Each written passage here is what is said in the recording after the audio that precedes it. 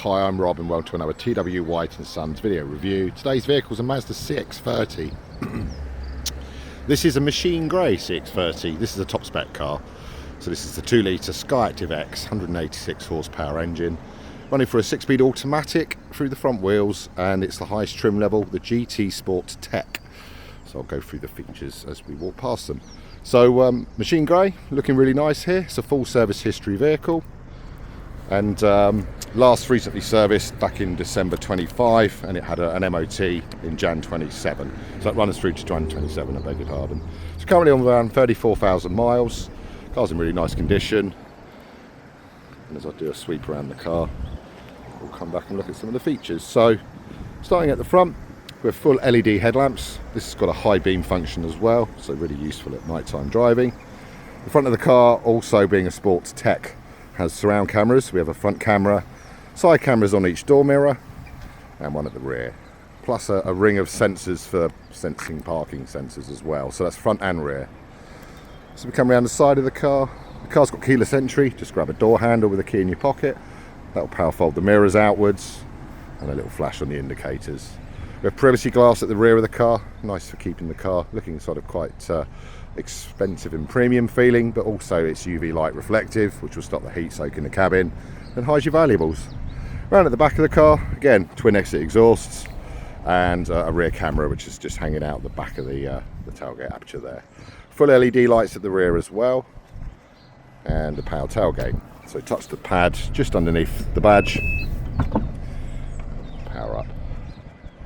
So inside, nice big boot. This has got the smart cargo function. This was standard on the car at this grade, so this basically allows you to maneuver these panels and place them in different locations like so. So you can split luggage, with a little bit of storage below, which is a false floor, and then lifting this whole exercise upwards, and a secondary bit of carpet. You expose your subwoofer for the Bose audio, and a foam kit with compressor. So all nicely neatly laid out. You've got split folding seats on a 60/40 and a fully removable parcel shelf just to maximise the space. And when you're ready to shut the boot, hit the button. Into the back of the cabin. Now with the GT Sport Tech, we have a black brown leather trim. So it's got sort of contrast brown perforations that show through, and that's a 5-seat cabin. So you've got room for 5, plus Isofix for 2 child seats to be mounted on the left and right side of the bench. And then we have a contrast black brown onto the door cards, which is the signature of the vehicle, and it's all in leather, so it all looks good. Smells nice. Coming through, as I'm here, we have a keyless entry ability, and when I'm on the door mirror, there's a little triangle here for your blind spot monitoring, which we'll touch on in a minute. So when you're inside the car, on the driver's door card, again gloss black trim with the brown contrast, and a nice sort of stitch running through the vehicle's door card there, and again a Bose audio symbol, proudly displaying the Bose stereo. So driver's seat, fully electric, so you've got many functions to lumbar support electrically. Therefore you can then store this using the 1-2 presets and have 2 different driver settings, which also stores the mirror positions as well. Then we have a series of switches here, mostly saying off. So we have a stop and start technology called iStop. So when you come to a halt in traffic and you induce the conditions correctly, there's an auto hold function as well to allow you to leave the car in drive. But at the lights, traffic lights, or just coming to a halt, it will then turn off the engine, save fuel, and start immediately, hit the throttle and release the brake. Also with a traction control system, it fundamentally stays on, and again it's designed to stop the wheels spinning up in wet, slippery conditions. We have an ability to turn off the rear park sensors, and again this is useful if you fit a rear tow bar or even a cycle carrier. An ability to review the 4 camera views as well, just with one button pushed. Otherwise you'll be doing it when you approach something driving forwards, or pop it into reverse to go backwards. And lastly, an off switch to diminish some of the alerts around the car. These are audible alerts. This will be things with speed zone changes, a lane departure, and even blind spot monitoring.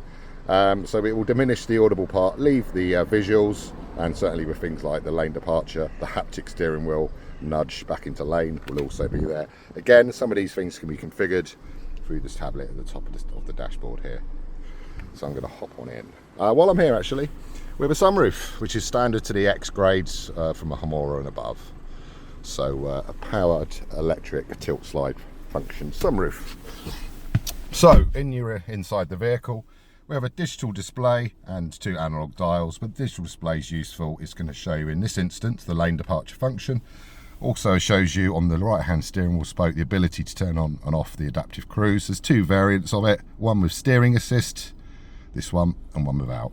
By activating, you can then engage up to 2-second gap in time just by nudging upwards. There we go. So if I visualize that on the dash, it will show you there. It also shows on the head-up display. So again, you can have that in your eye line, as long with the speed and the actual road speed, which is from a road sign reader, from a camera at the top of the windscreen here, which also houses functions for the auto lights and wipers as well.